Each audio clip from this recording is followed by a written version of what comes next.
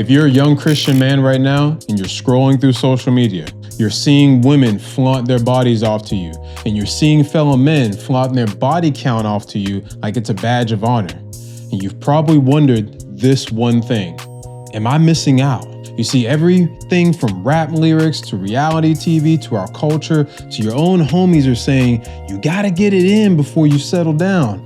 And then you've probably got podcasts like Hardly Initiated, who interviewed actor and singer Rotimi, who opened up about regretting his hoe phase and the damage that casual sex actually caused in his life. Every time you give yourself in that way, that's your life source. Every time you're giving it away, and then you causing soul ties with all of these different people that have so many soul ties with other people. So today I'm asking this question to you: should Christian men go through a phase of casual sex to prepare for marriage, or is that actually setting us up for failure, for soul ties, and for spiritual confusion? If you've ever been torn between wanting to follow God, but also low-key wanting that freedom that the world seems to celebrate, then this video is for you. We're going to be breaking it all down, from soul ties, identity, sex culture, and what real preparation for marriage from an experienced married man actually looks like. Welcome back to the Nourishing Word. I'm Rod Brown, and I want to start off with what the world teaches our young men. From music videos to your own Instagram feed, there's this loud, constant message: you need experience before you settle down. They say, how do you know what you like if you don't even try it with different people? Or you can't commit until you've had your fill of all the fun. But let's be honest, that logic might work for taste testing like different wings if you're at Wingstop, right? But we're talking about people here. We're talking about hearts, souls, your potential wife. Even Rotimi, who has the fame, the access to anything that he wants, said on the Hardly Initiated podcast that the hoe phase left him feeling spiritually drained and dry and disconnected. Did you have to go through all of that, temptation, lust type of experience to get to where you at now? Okay, so yes, I had to go through that. I had to go through that because it was written, right? But I had to go through that to be a voice to say, you don't need to do all of those things, yo. It doesn't lead to what you think it leads to. You wake up with different women. For me, I can only speak for myself. So if you're asking me, right. I'm going to tell you for me what it did to me. I would wake up with different women and I'll just be like, and I'll be lit, I'll be drunk, and I won't even remember half of what happened. That's because casual sex was never designed to be preparation for the actual commitment. I had the same exact type of mindset when I was younger, and I'm going to explain why later in this video. Using casual sex as preparation for commitment is actually very false. It only teaches detachment, not connection. It trains your brain to leave things when things get hard, not to stay and love through it. And let's not even get started on this key spiritual aspect. You've probably heard people talk about this thing called soul ties. And maybe you've thought, that sounds deep, but is it really biblical? Well, yes, it is. And let me break it down to you. In 1 Corinthians chapter 6, Paul says, don't you know that anyone joined to a prostitute is one body with her? For scripture says, the two will become one flesh, but anyone joined to the Lord is one spirit with him. You see, sex isn't just physical, it's actually spiritual. It was designed to bond two people together for life. So when you're out and about and you're out here connecting with multiple people because you think it's fun, you're actually spiritually gluing yourself to each one and tearing part of yourself away every time you walk off. Then you start realizing, damn, I don't feel good. Damn, I'm depressed. Damn, I'm not happy. Damn, you don't realize this is a spiritual tie. So for me, I had to do it. I thought I was cool. It's the lamest thing because I was doing it because of insecurity. Yep.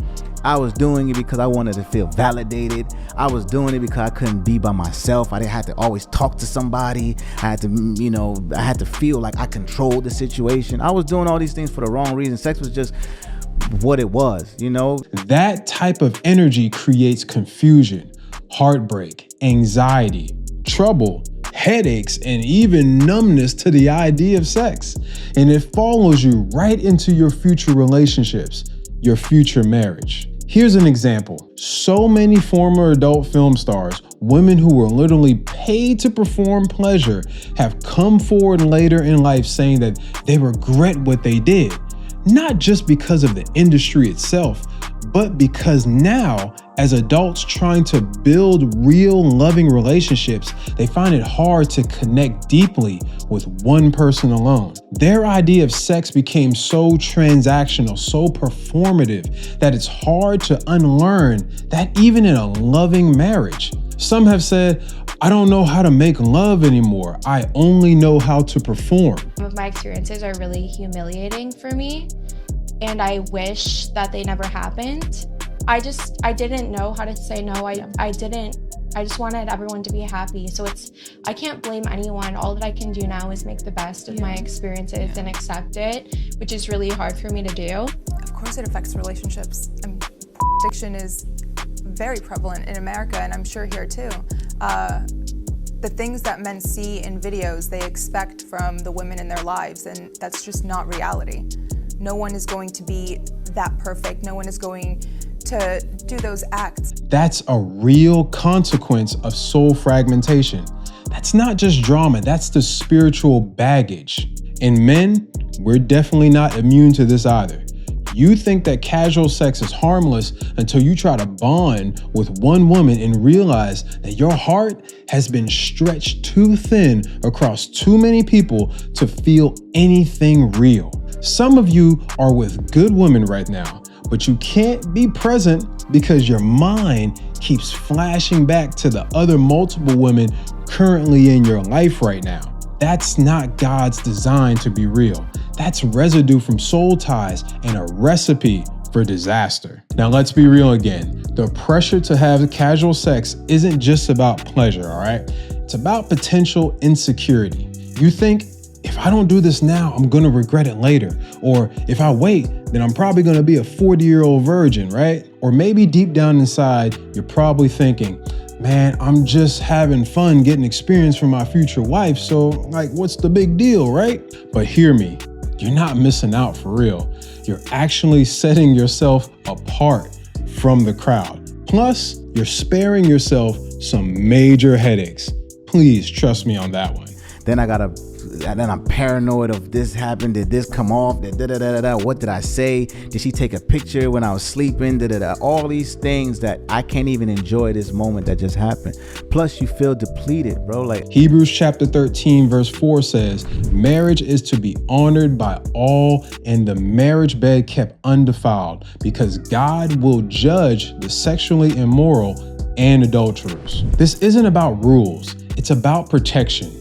God's not trying to keep something from you that is good for you. He's trying to protect your heart, keeping you focused on your purpose and your potential successful future. Okay, so if you're still listening to me right now, then as a man, you're probably asking yourself this: if casual sex isn't the way to prepare for marriage, then tell me what it is. Let me give you the blueprint from my own 9+ years of marriage experience. Number 1, discipline. If you can say no to temptation now, man, you're training yourself to be a faithful husband later. Number 2, healing. Let God deal with your past wounds and insecurities now so that you don't bleed that onto your spouse later. Number 3, vision. Know the kind of man God's calling you to be before you pursue a woman. That's true leadership. That's maturity. Number 4, intimacy with God. The more you know the Father, the more you understand real love, and the more you can give it. Personally, you don't need like 100 women under your belt to prepare yourself for one. God isn't requiring you to put up LeBron level numbers of women under your roster just to prepare for one person in marriage. You just need the one God to shape you into the man you were born to be. Now, maybe you're watching this and you've already been through your hoe phase, all right? I understand. Maybe you've already got some soul ties, you've got some regret and shame. Can I just say this to you? God redeems. God forgives. Your past doesn't disqualify you. Jesus didn't die for the perfect people. He died for the broken, the confused, the ones who actually got it wrong. Trust me, I got it wrong myself, and I'm not proud to say that. I've made my fair share of mistakes, thinking that I needed to get that energy out of me before I chose to marry, right? And I was severely wrong. We all make our fair share of mistakes as average, everyday Christians. But I want you to remember, God is right there to help you. Romans chapter 8, verse 1 tells us, therefore there is now no condemnation for those in Christ Jesus. You can be made new today. You can break the soul ties. You can start fresh. There are men who have slept with dozens of women that I know that have came to Christ and are now loving, faithful fathers and husbands. And that can be your story too. A lot of our men out here, we really got to redefine. And that's what I think is important for us to do. Like these brothers in the culture who have these platforms, it's our job to really redefine what it looks like to be cool. Yeah. Right? Yeah. Like really say like, I want to be like him, because I remember I did want to be the guy who had multiple women, who could have sex at will, who just could have money and really be my goal was to be an asshole with money. That was my goal. Where now, as I've been really, as I experienced the hell that comes with that, because that's what you experience. Oh, bro. You're paranoid. You depressed. don't have peace. No. You're anxious. You're depleted. Your time management's off. It was never all enough. of these things, and it's insatiable. It's never enough. It's never fed. It's an insatiable I need another need. one. I need another one. Please listen to me. The culture might celebrate promiscuity, okay?